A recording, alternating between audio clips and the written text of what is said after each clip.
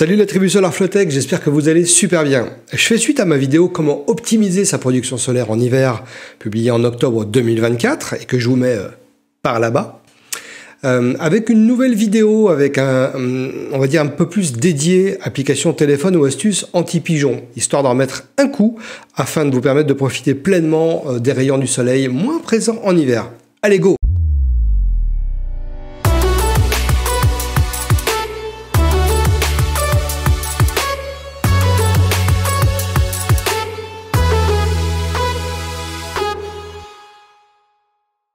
Comme indiqué dans ma première vidéo, l'inclinaison est importante, mais pour la déterminer, vous allez pouvoir utiliser plusieurs choses.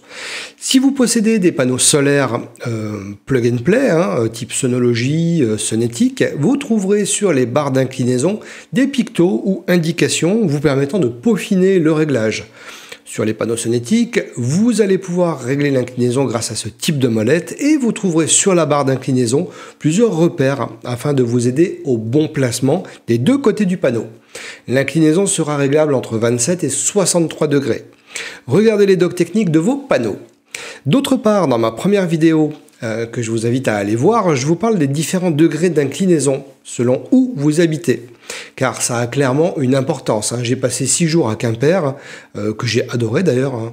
Mais j'ai pu me rendre compte que le matin, entre Quimper en Bretagne et Pau dans le sud-ouest, le matin, le jour se lève un peu plus tard à Quimper par rapport à Pau. Bref, tout ça pour vous dire que selon votre département, l'inclinaison et l'orientation auront une incidence. Vous allez pouvoir utiliser des applications sur vos smartphones ou ordinateurs afin de connaître la course du soleil selon un emplacement choisi, comme votre maison, votre jardin, etc.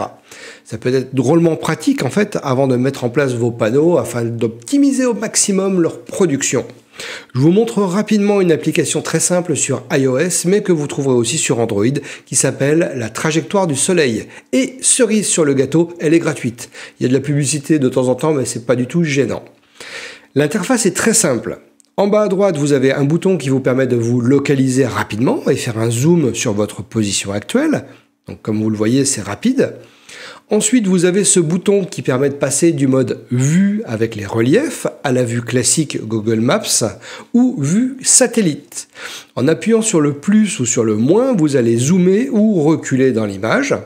Vous pourrez faire la même chose en approchant vos doigts sur l'écran ou en les écartant. Autre possibilité indiquée en haut à gauche, en plaçant 2 doigts sur l'écran et en les bougeant en même temps de haut en bas ou de bas en haut, vous allez pouvoir choisir une inclinaison de plan et ça donne ça. Juste dessous, la boussole qui soit est bloquée au nord, quoi qu'il arrive, même si vous bougez ou tournez votre téléphone, ou alors en appuyant dessus, vous allez faire pivoter la carte en fonction de votre téléphone. En bas à gauche est indiquée la course du soleil, en rouge l'été et bleu l'hiver. Alors qu'en orange, on voit la course à la date du jour, au moment où vous allez utiliser l'application. Donc en gros, je vois la course du soleil en orange et en jaune, l'endroit auquel il se trouve à l'heure à laquelle je regarde l'application. En appuyant sur le bouton AR, qui veut dire réalité augmentée, vous allez avoir une vue en live qui va utiliser la caméra de votre appareil photo, enfin de votre téléphone, qui peut être très pratique pour visualiser l'axe du soleil tout au long de l'année. Vous pourrez trouver l'axe du soleil en hiver et en été, et même l'axe spécifié selon une date et une heure spécifiques, ce qui peut être vraiment très pratique. Pour définir une date précise, il suffit de cliquer sur « Définir la date » en bas à gauche et vous indiquez une date. Et vous pouvez également définir une heure, comme par exemple 17h22. Donc vous voyez qu'avec une application telle que celle-ci, vous allez pouvoir prévoir et ainsi éviter des problèmes de production solaire en optimisant l'emplacement de vos panneaux solaires. Et c'est vraiment top.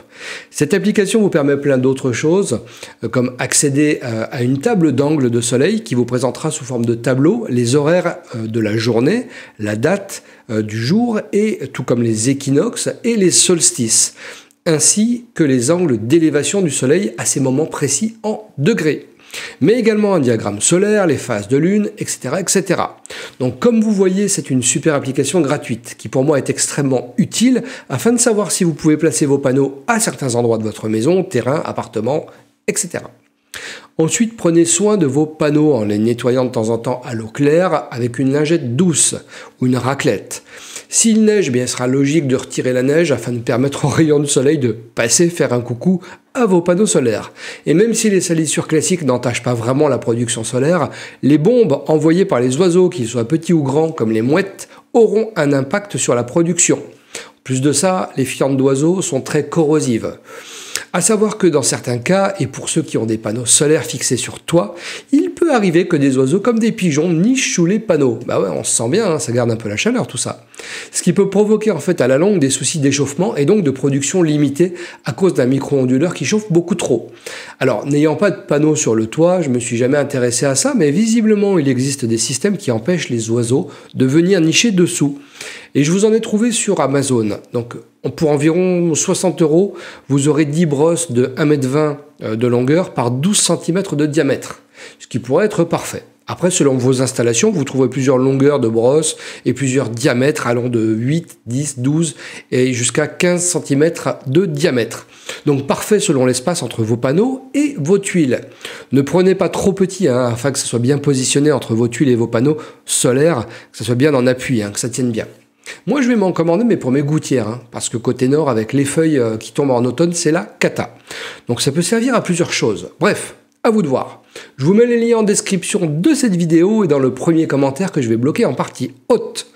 Il faut savoir que le froid n'est pas du tout un souci pour vos panneaux solaires et vos micro-onduleurs en hiver, bien au contraire. Les températures fraîches peuvent même améliorer la production et les performances de vos panneaux, car le froid réduit la résistance électrique. Alors après, évidemment, les micro-onduleurs de vos panneaux feront la différence selon leur marque et modèle. Car entre un micro-onduleur Wish à 15 € ou 30 € et un AP System à 150 balles ou 200 balles, il doit y avoir une petite différence en termes de production solaire. D'ailleurs, ça me donne peut-être l'idée de faire des tests, je sais pas, genre un micro-onduleur chinois pas cher contre un micro-onduleur connu. Bon, je sais pas. Dites-moi en commentaire si ça vous intéresse que je fasse ce genre de test, parce que voilà, ça va me demander d'acheter le produit. Pour finir, vous aurez compris que l'optimisation de vos panneaux solaires est importante en hiver, étant donné que notre cher ami le soleil n'a pas le même effet en hiver qu'en été.